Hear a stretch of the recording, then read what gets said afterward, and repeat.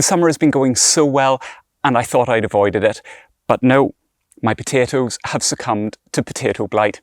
So today I'm going to start digging them up, and that's what we're going to be talking about.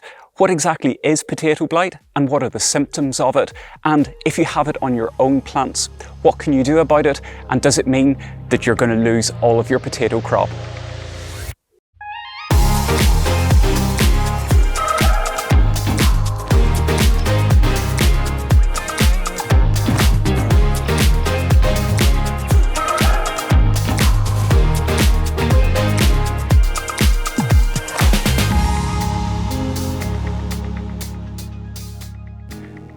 Hey everyone, how's it going? And welcome back to the vegetable garden, where for the last few weeks I've been starting to get some really lovely crops and really lovely harvests of things like salads, peas and little radishes.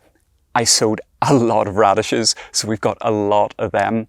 But today we're down at the potato beds to talk about something that isn't quite as positive, and that's potato blight. Now, this video is actually part of a collaboration with a number of YouTubers all around the world, where we're all sharing the same hashtag, which is late but great gardens. Because one thing we found that we all have in common this year is that we found that our gardens have been running really late, but despite that, we're finding greatness in each of them.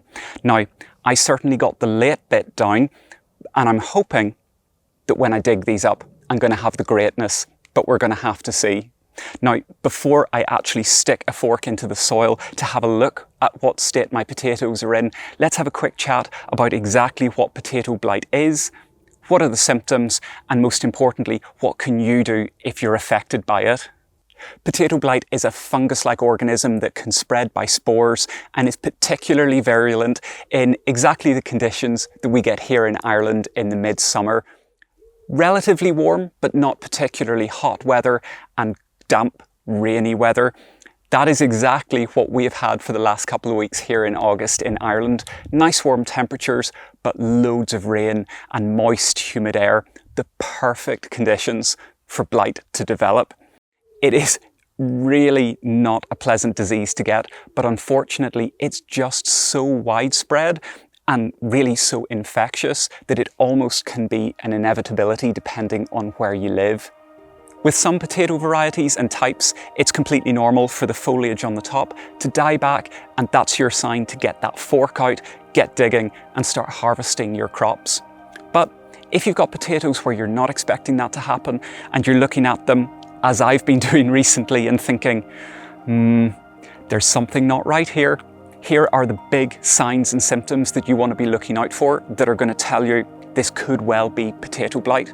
So the first thing you're looking for is speckling on the leaves. Now, once a plant is infected with blight, it takes hold really quickly. So you can find that you'll walk past your potatoes one day and they'll look great. Walk past them a couple of days later and the speckles have started. Those speckles will really start to multiply and increase, and they then turn into real blotching on the leaves. If you turn the leaves over onto the underside and have a look, quite often those blotches, particularly on a damp day, will be ringed with almost like a white fungus, though if I'm honest, I always find that very hard to see.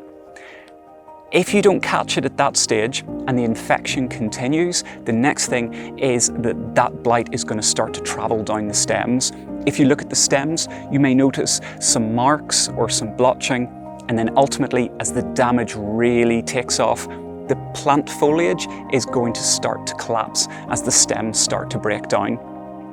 Finally then, if you were to do nothing with the potato blight, the blight continues to travel down into the potatoes and do horrific damage to them, which means they're realistically going to be unusable.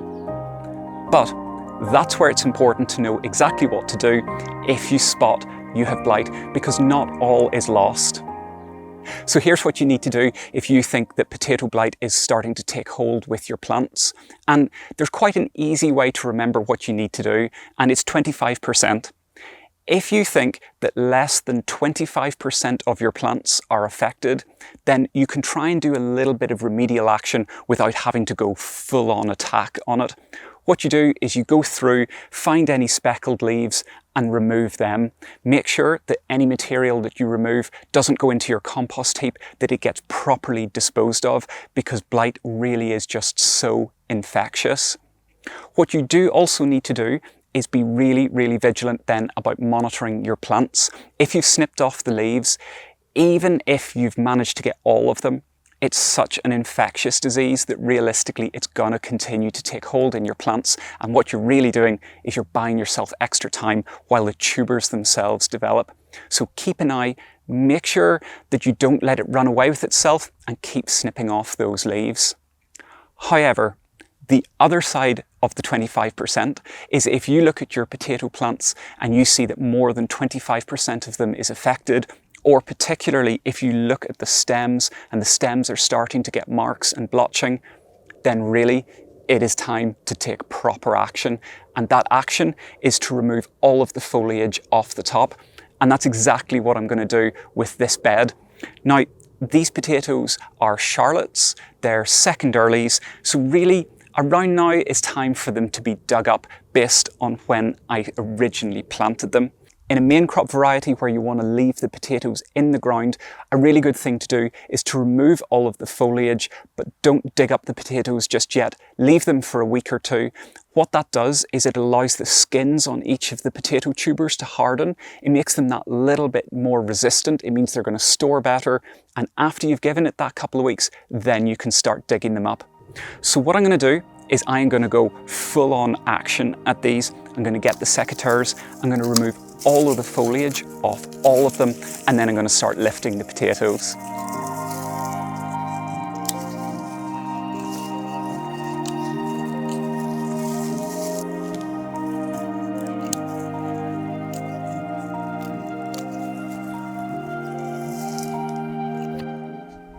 So that's all of the foliage removed from the surface, and now it's time to get digging and lifting what I'm hoping is going to be a good harvest of potatoes despite the blight.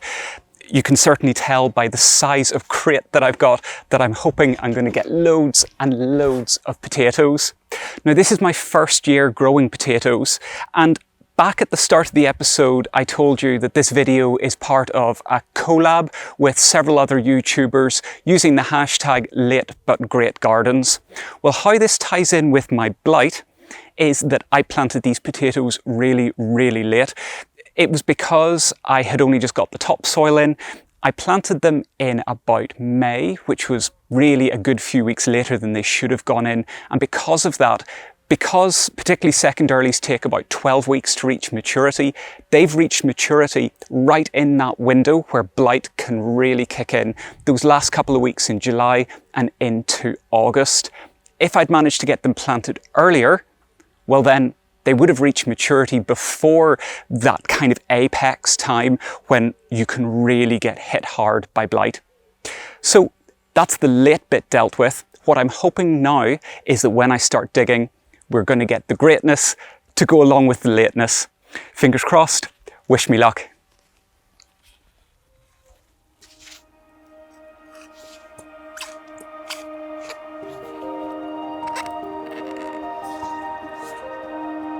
Oh, I'm not seeing anything yet.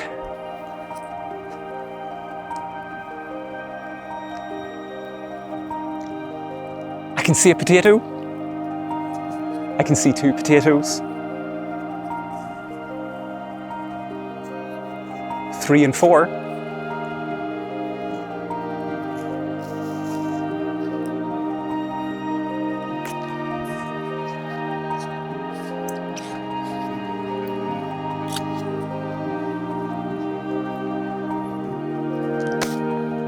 So, I'm not finding a whole lot of well-developed potatoes in that little patch. I'm going to have to keep digging and keeping my fingers crossed, because at the moment, this is the sum of what I've dug out of that one patch. Not exactly a massive harvest, so let's keep going.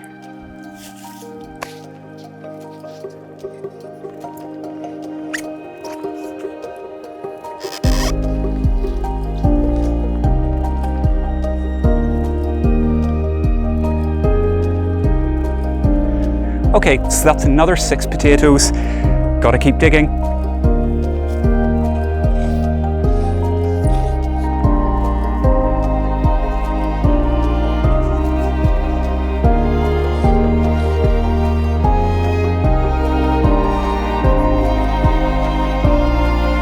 Oh no, no girls, stop.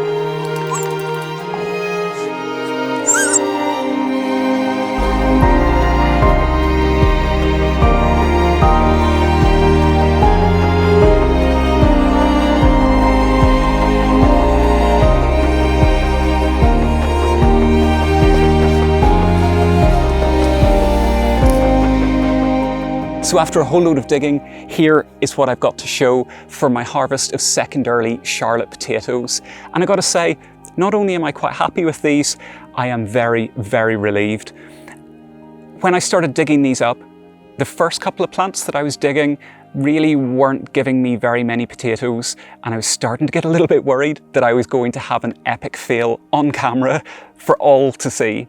But as I kept digging, I was getting more and more. Some plants were more productive than others, but on the whole, I've got loads. And in fact, what I'll do is, once I've finished filming this a little bit, I'll go into the house and I'll weigh all these potatoes just to give you an idea of exactly how many I got.